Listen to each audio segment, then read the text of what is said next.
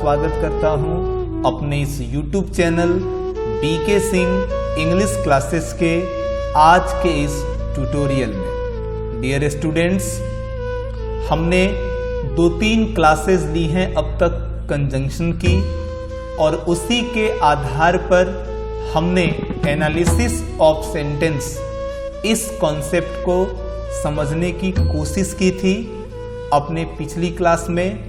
आज की क्लास में मैं आप लोगों को एनालिसिस की डिटेल्स दूंगा और कुछ इम्पॉर्टेंट क्वेश्चन को सॉल्व भी करके दिखाऊंगा, तथा वीडियो के लास्ट में मैं कुछ क्वेश्चंस दूंगा जिन क्वेश्चन को सॉल्व करके आपको मेरे व्हाट्सएप पे भेजना है।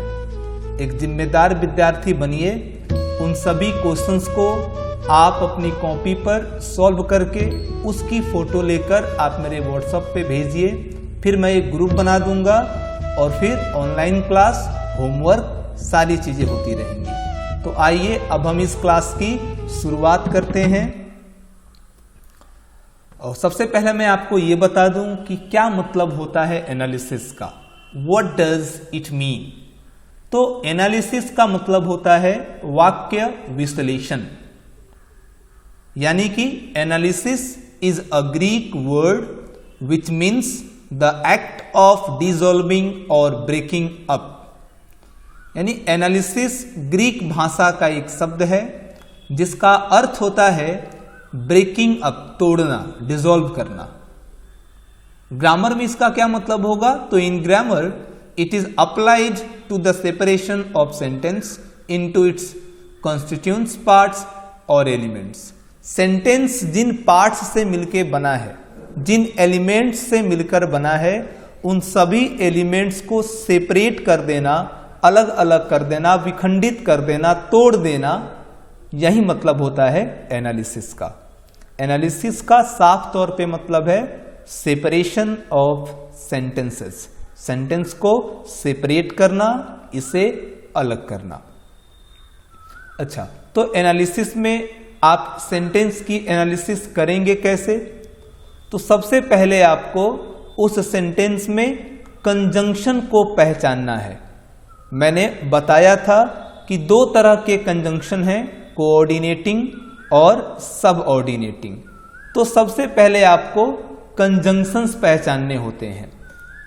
मैंने दोनों के ग्रुप भी बनाए थे, आप अगर वो ग्रुप आपको चाहिए तो कंजंक्शन का जो सेकेंड डे वाला वीडियो है एनालिसिस ऑफ सेंटेंस, और कल दिया था मैंने एडवांस एनालिसिस ऑफ सेंटेंस। तो आप एनालिसिस ऑफ सेंटेंस वाली वीडियो को जैसे ही प्ले करेंगे, मैंने वहां कोऑर्डिनेटिंग और सबऑर्डिनेटिंग ग्रुप बना दिया था जिसमें वो सारे शब्द हैं, जिससे आप पहचान पाएंगे कि कौन सा वर्ड कोऑर्डिनेटिंग है, कौन सा वर्ड सबऑर्डिनेटिंग है। तो सबसे पहले आपको कंजंक्शंस पहचानने हैं, उसके बाद आपको क्लॉज पहचानना है। कंजंक्शन जैसे ही आप पहचान जाएंगे तो क्लॉज भी आपसे पहचान में आ जाएगा कि वो प्रिंसिपल क्लॉज है या सबऑर्डिनेट क्लॉज है। जैसे मान लीजिए अगर कोऑर्डिनेटिंग कंजंक्शन सेंटेंस में होता है तो दोनों प्रिंसिपल क्लॉज हो जाएंगे। सबऑर्डिनेटिंग कंजंक्शन अगर सेंटेंस में होता है तो सबऑर्डिनेटिंग कंजंक्शन के बाद वाला सेंटेंस सबऑर्डिनेट क्लॉज होगा और उसके पहले प्रिंसिपल क्लॉज हो जाएगा। ये क्लॉज फंक्शन है। जब आप इसे पहचान जाएंगे तब आपको सेंटेंस कैटेगरी तैयार करनी है। अगर कोई कंजंक्शन सेंटेंस में नहीं है तो सेंटेंस सिंपल सेंटेंस है, और अगर 2 प्रिंसिपल क्लॉज कोऑर्डिनेटिंग कंजंक्शन से मिलके बने हैं तो सेंटेंस कंपाउंड सेंटेंस है, और अगर एक प्रिंसिपल क्लॉज है और दूसरा सबऑर्डिनेट क्लॉज है तो सेंटेंस कॉम्प्लेक्स सेंटेंस है। ऐसे आप उनकी जांच कर सकते हैं। तो आइए अब हम कुछ क्वेश्चन से इसे देखने का प्रयास करें। मैंने ये क्वेश्चन लिया, दे रेस्टेड व्हेन इवनिंग केम, और मुझे इसे एनालाइज करना है। तो सबसे पहले मैं क्या करूंगा? कंजंक्शन की पहचान करूंगा। तो जहां तक मुझे पता है कि व्हेन जो होता है वो एक सबऑर्डिनेटिंग कंजंक्शन होता है, और सबऑर्डिनेटिंग कंजंक्शन के बाद वाला सेंटेंस क्लॉज एक सबऑर्डिनेट क्लॉज होता है। तो मैंने सबसे पहले व्हेन को पहचाना जो कि एक सब ऑर्डिनेटिंग कंजंक्शन था। सब ऑर्डिनेटिंग कंजंक्शन के साथ वाला सेंटेंस क्लॉज सबऑर्डिनेट क्लॉज होता है। ये दो बातें पहचान में आ गई। तो उसके पहले वाला सेंटेंस क्लॉज एक प्रिंसिपल क्लॉज हो जाएगा, यानी दे रेस्टेड प्रिंसिपल क्लॉज है, व्हेन इवनिंग केम एक सबऑर्डिनेट क्लॉज है। अब हमें बताना है कि सेंटेंस कैसा बनेगा। तो अगर एक प्रिंसिपल क्लॉज एक सबऑर्डिनेट क्लॉज के साथ जुड़ता है तो वो सेंटेंस बनाएगा कॉम्प्लेक्स सेंटेंस, यानी दे रेस्टेड व्हेन इवनिंग केम एक कॉम्प्लेक्स सेंटेंस है। इस तरीके से आपने इस सेंटेंस की एनालिसिस कर ली। सेकेंड सेंटेंस को देखते हैं।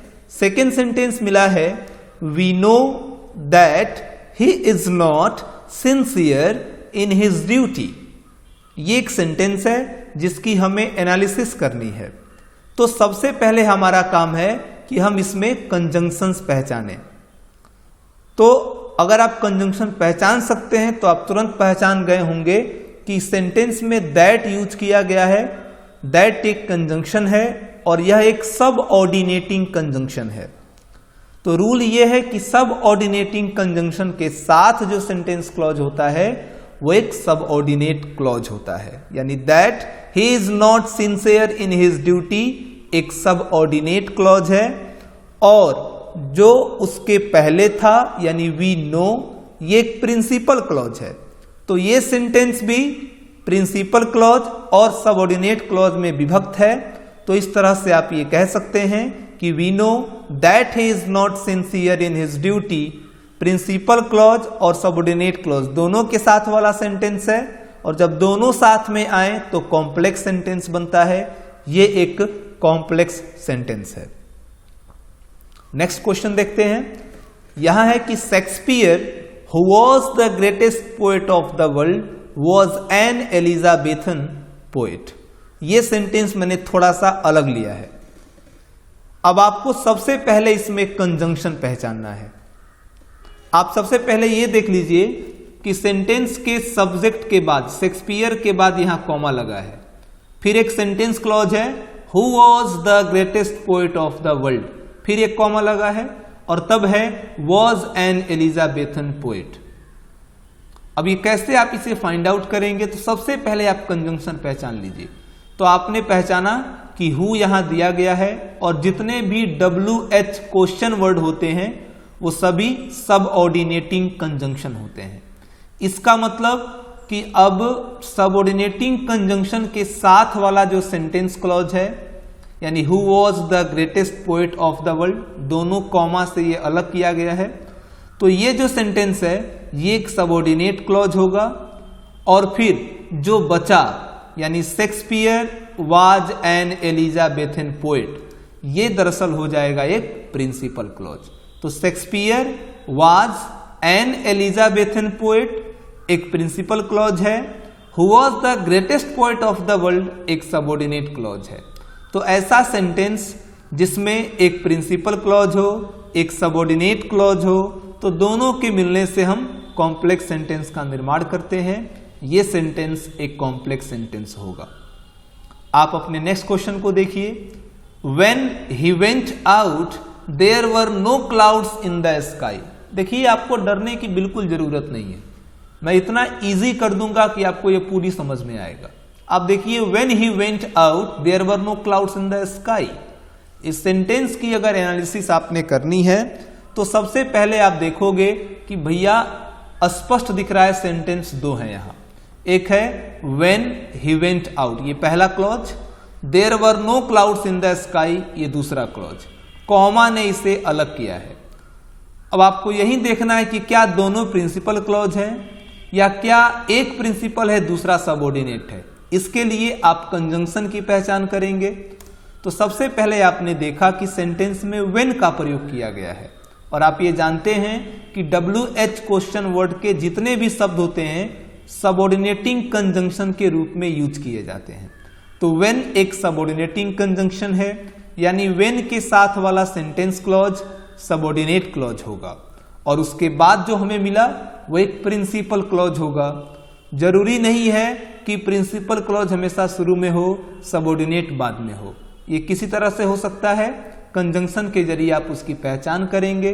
अब आप जान चुके हैं कि जब सबऑर्डिनेट क्लॉज और प्रिंसिपल क्लॉज के मिलने से सेंटेंस बन रहा है तो सेंटेंस एक कॉम्प्लेक्स सेंटेंस होगा, यानी when he went out there were no clouds in the sky एक कॉम्प्लेक्स सेंटेंस है। बहुत अच्छे, ऐसे ही चीजें समझनी है आपको। नेक्स्ट सेंटेंस देखते हैं, the police know that he lives in a bad company. इस सेंटेंस की एनालिसिस करने के लिए ये आसान है आप लोगों के लिए। सबसे पहले आप कंजंक्शन पहचानेंगे और फिर कंजंक्शन को देखा तो दैट एक सबऑर्डिनेटिंग कंजंक्शन है। अब सबऑर्डिनेटिंग कंजंक्शन के साथ वाला सेंटेंस क्लॉज सबऑर्डिनेट क्लॉज होगा, जो पीछे उसके है वो प्रिंसिपल क्लॉज होगा। अब प्रिंसिपल क्लॉज और सबऑर्डिनेट क्लॉज के मिलने से जो सेंटेंस बनेगा वो एक कॉम्प्लेक्स सेंटेंस होगा, यानी the police know that he lives in a bad company एक कॉम्प्लेक्स सेंटेंस है।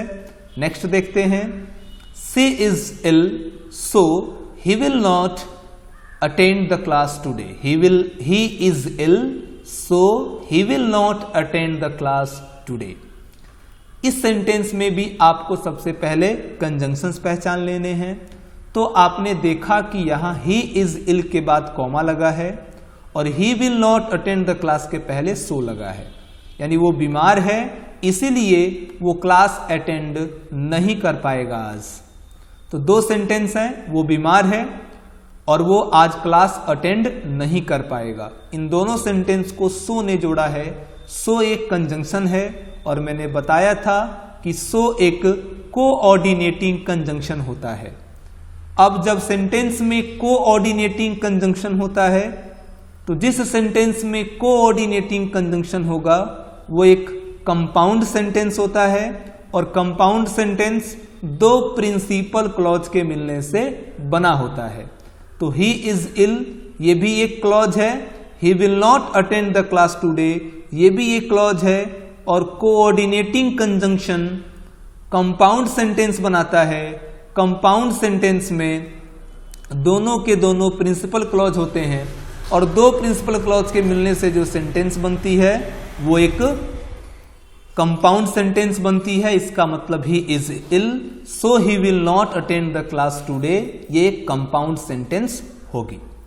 नेक्स्ट है the body dies but the soul is immortal.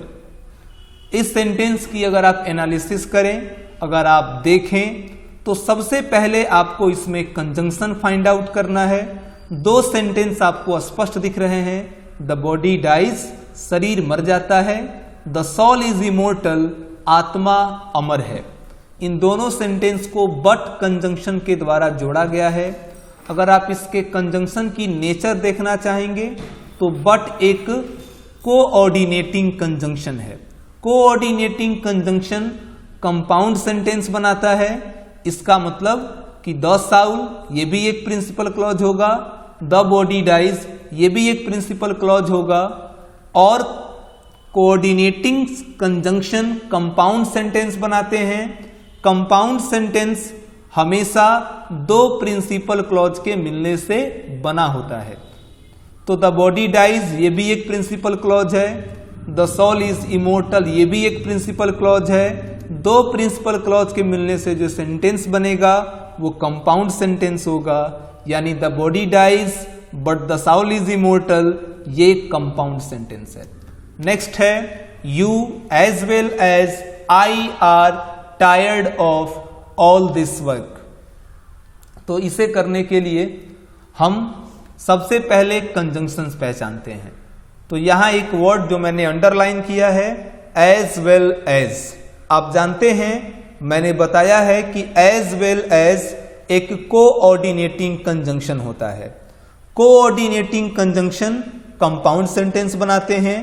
Compound sentence में आपको दो प्रिंसिपल क्लॉज चाहिए, लेकिन ये क्या, यहां तो आई are tired of all this work मुझे एक ही सेंटेंस दिख रहा है और दूसरी तरफ केवल यू एक शब्द दिख रहा है। एक शब्द कभी भी क्लॉज नहीं बना सकता, इसका मतलब चक्कर कुछ और है। तो कल की क्लास में मैंने समझाया था कि एज वेल एज जब सेंटेंस में होता है तो या तो दोनों सेंटेंस के सब्जेक्ट एक होते हैं, उन्हें जोड़ने के लिए एज वेल एज आता है, या दोनों के प्रेडिकेट एक होते हैं, उन्हें जोड़ने के लिए एज वेल एज आता है। आप ये देखिए कि एज वेल एज ने जोड़ा किसे है, तो एज वेल एज ने जोड़ा है यू को और आई को। यू और आई इस सेंटेंस में सब्जेक्ट के लोकेशन पर हैं, यानी हमें दो सेंटेंस बनाने हैं और दोनों के सब्जेक्ट अलग अलग कर देने हैं, प्रेडिकेट दोनों का एक जैसा ही रखना है। तो आपने दो सेंटेंस बना लिया, यू और आई रखा, अब यू के साथ आर लगेगा, यू आर, बाकी tired of all this work इसमें भी होगा, आई के साथ एम लगेगा, tired of all this work इसमें भी हो जाएगा। दो प्रिंसिपल क्लॉज बन चुके हैं, क्योंकि एज वेल एज दो सेंटेंस को एक सेंटेंस करने के लिए आता है। वापस हमने इस एक सेंटेंस को दो सेंटेंस में तोड़ लिया, दोनों प्रिंसिपल क्लॉज हैं, दो प्रिंसिपल क्लॉज से मिलकर बनने वाला सेंटेंस कंपाउंड सेंटेंस होता है। ये इसकी एनालिसिस हुई। अगला सेंटेंस है the way was long and the night was cold. स्पष्ट दिख रहा है कि एंड एक कंजंक्शन है, इसके दोनों तरफ दो सेंटेंस हैं। द वे वॉज लॉन्ग, रास्ता लंबा था, द नाइट वॉज कोल्ड, रात ठंडी थी। एंड ने जोड़ रखा है। एंड दरअसल एक कोऑर्डिनेटिंग कंजंक्शन होता है। कोऑर्डिनेटिंग कंजंक्शन कंपाउंड सेंटेंस बनाते हैं। कंपाउंड सेंटेंस दो प्रिंसिपल क्लॉज के मिलने से बना होता है। इसका मतलब the way was long and the night was cold एक कंपाउंड सेंटेंस है। अगला क्वेश्चन है हमारा कि Ashoka was not only a great king but also a good ruler. इस सेंटेंस में हमने एक कंजंक्शन यूज किया है, नॉट ओनली बट ऑल्सो। ये नॉट ओनली बट ऑल्सो एक कोऑर्डिनेटिंग कंजंक्शन होता है। कोऑर्डिनेटिंग कंजंक्शन जिस सेंटेंस में होता है वो सेंटेंस कंपाउंड सेंटेंस होता है। कंपाउंड सेंटेंस दो प्रिंसिपल क्लॉज के मिलने से बना होता है। तो सबसे पहले हम इस सेंटेंस को दो भागों में तोड़ेंगे। उसके लिए आपको यह सेंटेंस अलग करना होगा। नॉट ओनली बट ऑल्सो ऐसे सेंटेंस में यूज किया जाता है जिसका या तो सब्जेक्ट एक होता है या प्रेडिकेट एक होता है। आप ये देखिए कि नॉट ओनली बट ऑल्सो ने सब्जेक्ट को जोड़ा है या प्रेडिकेट को जोड़ा है। तो आप ये देख रहे हैं कि सब्जेक्ट तो एक ही है, not only a great king but also a good ruler, predicate को जोड़ा गया है। यानी दो सेंटेंस बनेंगे जिसमें सब्जेक्ट एक होगा लेकिन प्रेडिकेट अलग अलग होगा। तो आपने दो सेंटेंस बना लिए। अशोका वाज पहला था अ ग्रेट किंग, दूसरा था अ गुड रूलर। दो सेंटेंस बन गए। Ashoka was a great king, Ashoka was a good leader. दोनों प्रिंसिपल क्लॉज हैं और दोनों के मिलने से जो सेंटेंस बनेगा वो कंपाउंड सेंटेंस होगा। नेक्स्ट क्वेश्चन अब आपके होमवर्क्स के लिए हैं। यहां मैंने 11 सेंटेंसेस दी हुई हैं। आपको इन सभी 11 सेंटेंसेस को सॉल्व करना है। सॉल्व करके आप इसकी पिक लेकर चाहे तो मुझे व्हाट्सएप पे भेजें, मैं उसे चेक करूंगा और आपकी एक व्हाट्सएप ग्रुप बनाऊंगा जिसमें हम पढ़ेंगे भी और क्वेश्चंस भी सॉल्व करेंगे। Thank you very much.